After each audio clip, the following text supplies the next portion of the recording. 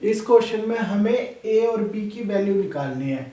What value of A and be the following pair of linear equations have infinitely many solutions. ठीक है, कि किस value के लिए ये जो हमारे पास दो लीनियर इक्वेशंस दी है, ओके, इनकी जो होंगे सॉल्यूशंस कितने होंगे, इनफाइनाइटली मैनी, मतलब कि बहुत सारे इनफाइनाइटली मैनी सॉल्यूशंस कब होंगे वो वैल्यू बतानी है ए और बी की, कि ए और बी की वो वैल्यू अगर हो तो इन दोनों जो लीनियर इक्वेशंस है इनके हमारे पास इनफाइनाइटली मैनी सॉल्यूशंस होंगे। सो इनफाइनाइटली मैनी सॉल्यूशंस के लिए हमारे पास कंडीशन होती है, हमारे पास linear equation in two variable ऐसे लिखी जाती है। अब x के आगे वाले कोफिशिएंट को a बोलते हैं, ओके, और फर्स्ट इक्वेशन का तो इसलिए इसको a1 बोलेंगे। ऐसे ही y के कोफिशिएंट को b1 बोलेंगे और जो कांस्टेंट टर्म c होती है उसको हम c1 बोलेंगे क्योंकि फर्स्ट इक्वेशन की है। ऐसे सेकंड की है तो उसको a2 b2 c2 ऐसे बोलेंगे।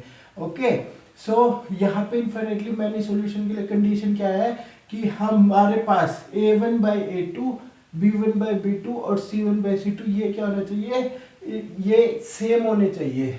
ठीक है, जैसे हमारे पास अगर मान लो a1 4 है, a2 2 है, ऐसे b1 भी मान लो 8 और 4 है, फिर वो 10 और 5 है अगर c1, तो हर बार डबल डबल आ रहा है ना, 2 2 2।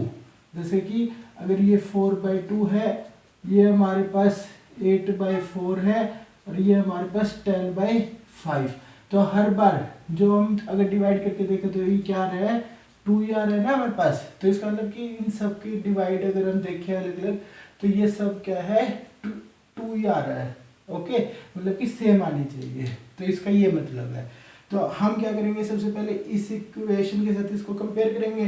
तो ऐसे हम a1 b1 c1 और a2 b2 c2 की वैल्यू निकाल लेंगे।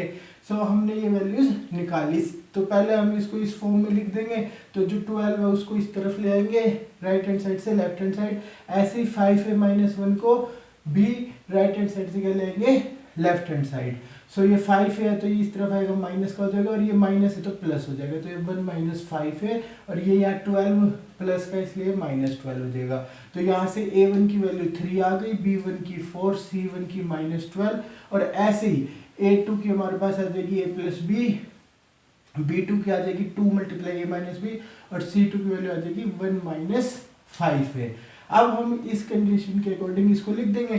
तो a1/a2 यहाँ लिख दिया हमने, a1 3 a2 a + b, b1 b2 हमने यहाँ लिख दिया 4/2 a - b, ये मल्टीप्लाई में, और फिर ऐसे ही c1 c2 मतलब -12/1 - 5 है। अब हम पहले इन दो को सॉल्व करते हैं, यहाँ से एक लीनियर इक्वेशन हमारे पास बनेगी। ऐसे ही फिर हम इसको सेकंड और थर्ड को सॉल्व करेंगे, वहाँ से एक लीनियर इक्वेशन बनेगी, और फिर उन दोनों को जब हम सॉल्व करेंगे तो हमारे पास a और b की वैल्यू आ जाएगी। ओके, सो जब हमने पहले ये दोनों लिए तो क्या आ गया, 3/a + b, और यहाँ आ जाएगा 4/2 × a - b। सो सबसे पहले 2 से ये 4 कट जाएगा तो यहाँ 2 रह जाएगा। ओके, ऐसे ही फिर यहाँ पे अब इनको मल्टीप्लाई करवा देंगे, तो इसको यहाँ 3 से और इसको 2 से, सो ये आ गया। अब 3 को ऐसे करेंगे तो 3a और ये माइनस का 3b, ऐसे ही 2a प्लस का 2b। अब a वाले को भी इस तरफ लिया और b वाले को भी इस तरफ, तो ये 3a - 2a -3b - 2b।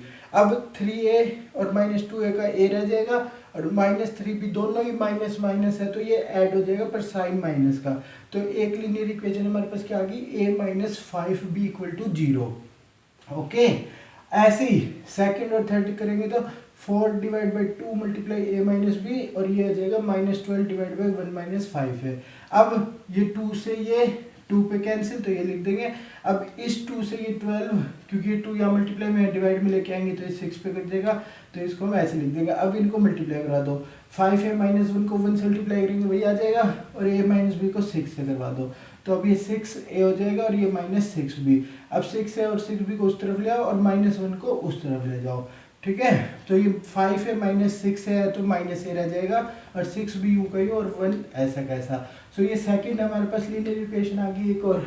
Okay, a और b की फॉर्म में हमारे पास ये दो लीनियर इक्वेशंस आ गई। अब इन दोनों को हम सोल्व कर लेंगे। अब क्योंकि ये प्लस में हमारे पास a और ये माइनस में है तो इसलिए हम जस्ट नॉर्मल ऐड करेंगे। ऐड किया तो ये a से a कैंसिल हो जाएगा, तो यहाँ पे ये 6 भी पॉजिटिव और 5 भी नेगेटिव है, तो प्लस और माइनस माइनस होगा और साइन बड़े वाले का, तो b क्या आ गया पॉजिटिव, और यहाँ पे क्योंकि 0 और 1 को ऐड करेंगे तो 1 ही आएगा, तो b की वैल्यू आ गई 1। अब इस b की वैल्यू को हम इन दोनों में से किसी भी एक इक्वेशन में पुट कर देंगे, तो जब हमने इसको a minus 5b equal to 0 इसमें पुट किया तो b की जगह 1, सो ये क्या आ जाएगा -5, और अब 5 को इससे 1 से मल्टीप्लाई तो a माइनस 5 इक्वल टू 0, और इस 5 को उस तरफ भेज दो तो ये क्या आ गया a की वैल्यू 5। सो हमें a और b की वैल्यू निकालनी थी। अब इस a और b की वैल्यू के लिए इन दोनों लीनियर इक्वेशन के में कितने सॉल्यूशन पॉसिबल है, इनफाइनाइटली मैनी। सो हमें ऐसी दो वैल्यूज निकालनी थी a और b की जिनके लिए इन दोनों लीनियर इक्वेशंस के कितने सॉल्यूशन हो, इनफाइनाइटली मैनी सॉल्यूशन। सो इनफाइनाइटली मैनी सॉल्यूशन के लिए ये कंडीशन होती है, इसका यूज करके a और b की वैल्यू निकाल ली।